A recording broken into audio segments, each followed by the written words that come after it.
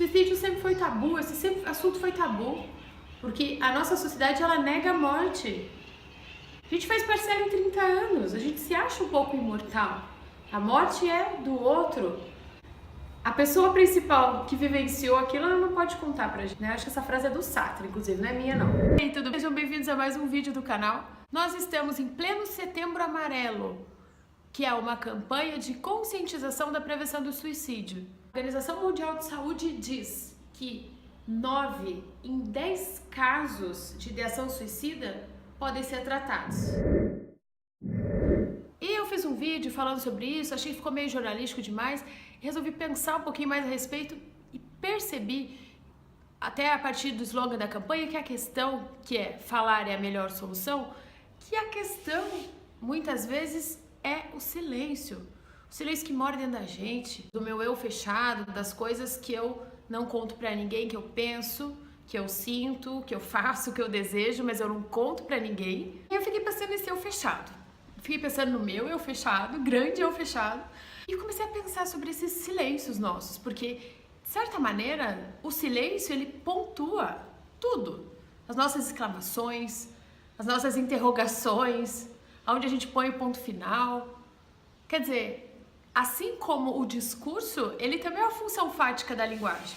Tem uma frase do Leminski que eu adoro que é assim: repara bem no que eu não digo. Até ele tá falando um dos objetos da análise, que é que o terapeuta fica muito atento àquilo que não é dito. Tem um filme maravilhoso que chama Segredo dos Seus Olhos, que fala sobre essa questão do silêncio, sobre o objeto A. Maravilhoso, acho que tem no Netflix. Assistam, é sensacional. Mas eu prefiro não falar muito sobre ele, porque vou dar spoiler, enfim, acho melhor não falar nada. Mas veja, quer dizer, a gente tá com a cabeça às vezes barulhenta, mas de boquinha fechada. Só que tem um negócio, a linguagem corporal, as microexpressões faciais entregam a gente o tempo todo. É importante, quando o nosso silêncio tá doendo, a gente falar sobre isso. Porque às vezes a gente vai, cala, bota uma pedra em cima, joga pano quente, mas tá lá. A gente tenta enterrar o cadáver, mas ele tá ali, presente, a gente sabe que ele tá ali. Eu fiz terapia com uma psicóloga que ela me dizia que quando eu tinha um problema e eu não expressava isso, era como se eu pegasse um casal de lobos e colocasse num porão para procriar. E aí chega um momento em que eles procriam tanto, é tanto lobo para tudo como é lado, que chega uma hora eles explodem a porta e eu perco o controle daquilo. E aí uma coisinha se transforma numa explosão, numa crise emocional, num surto, enfim. E eu sempre achei essa metáfora muito interessante. Apareceu um lobo, vamos olhar para o lobo, vamos tratar esse lobo, gente. Só que por que a gente não trata? Porque a gente vive no mundo do lindo, do sorriso. Isso é muito grande. Você tá lá de mau humor, na praia, pé da vida, né? Na hora da foto, a gente não pode ficar falando de vulnerabilidade, de depressão. Que papo chato, gente. Sabe aquelas bolas em piscina que você tenta afundar assim e ela pula na tua cara? Porque quando que a gente fica em silêncio? Quando os sentimentos são extremamente intensos, quando a verdade é nua e crua e você não quer ofender a pessoa, afinal, falar a verdade é sempre aquela coisa, né? Falo, não falo. E aí tem o silêncio também dos segredos inconfessáveis, dos devaneios, das fantasias, dos amores platônicos.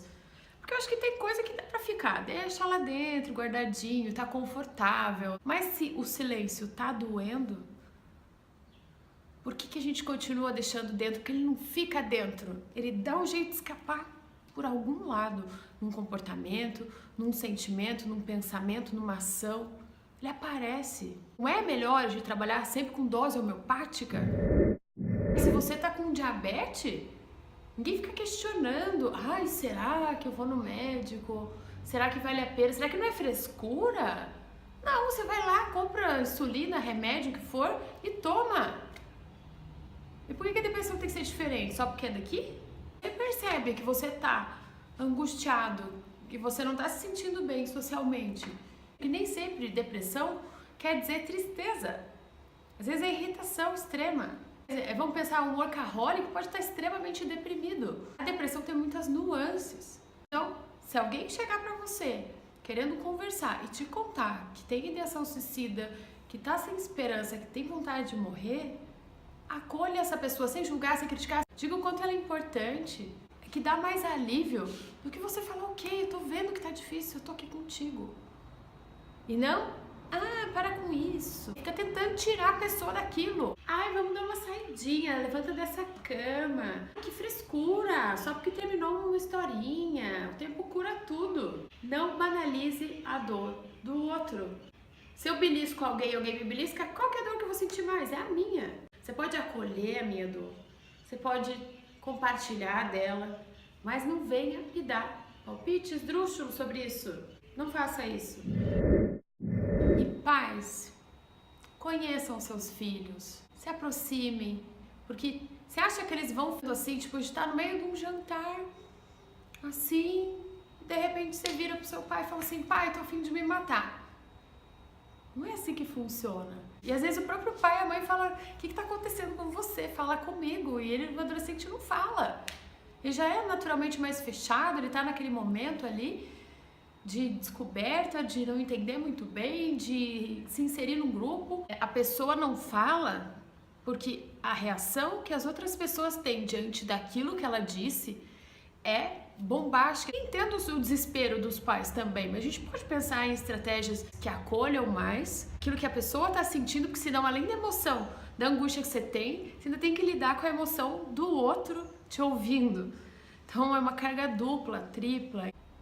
Quanto menos você julgar, você brigar, quando ele chegar e for honesto com você, melhor, porque daí ele vai, o teu controle vai acontecer justamente porque ele te conta as coisas que estão acontecendo. Mas do momento que você corta, julga, arrebenta a criança, de qualquer coisa que ela te conta, ela vai parar de te contar. Dê esse espaço, longe do celular, da internet, de preferência, sem Wi-Fi. Procura um terapeuta, procura um amigo, procura o Centro de Valorização da Vida. O número de lá é 141. Se você tá com pensamento, ideação suicida, termina esse vídeo e liga 141. Com certeza eles vão te dar um encaminhamento para que você inicie um tratamento, porque você comece a olhar para isso com mais seriedade. E claro, depois é importante fazer um tratamento psicológico, um tratamento, em alguns casos, psiquiátrico também. E não adianta só psiquiátrico não, tem que ser com terapia também. Porque o remédio, ele estabiliza o humor, mas a gente precisa elaborar as questões. Porque, em geral, coisas são muito circulares na nossa vida, elas acabam voltando. E acho que existem várias formas de você colocar esse silêncio pra fora. Nem sempre é assim, mas é da forma pra ele de algum jeito. Uma maneira que eu acho bem bacana de trabalhar esse conteúdo, daquilo que é inconfessável, daquilo que a gente não consegue tirar de dentro da gente, é a escrita espontânea do Jack Kerouac. Ok, ele inventou isso para estimular os escritores a escreverem, mas eu achei isso muito legal e trouxe para a clínica porque eu vi um resultado enorme. Então o que você faz? Pega uma folha de papel e começa a escrever. Vomita o texto. Pega lá e começa a escrever. Não pensa em concordância, não pensa em nada. Vai, escreve. Só de escrever, as pessoas já relatavam alívio. E depois você pode dar uma lida para ver mais ou menos como que tá funcionando o seu fluxo de pensamento, de sentimento, porque a ideia é colocar tudo no papel sem muito filtro. É uma forma. E outra, não vamos ficar falando desse assunto só em setembro não, porque tem campanha. Esse assunto tem que ser falado sempre. São 1 milhão de pessoas morrendo por ano no mundo. Não é fácil de se dizer, mas a gente tem que falar dessas coisas. Porque realmente falar é a melhor solução. Não deixe os lobos procriando dentro de você. Então até o próximo vídeo. Se inscreve aí no canal. Tem muita gente assistindo o vídeo que não está inscrito no canal, hein? E ativa aquele sininho também. Ok? Beijo pra vocês.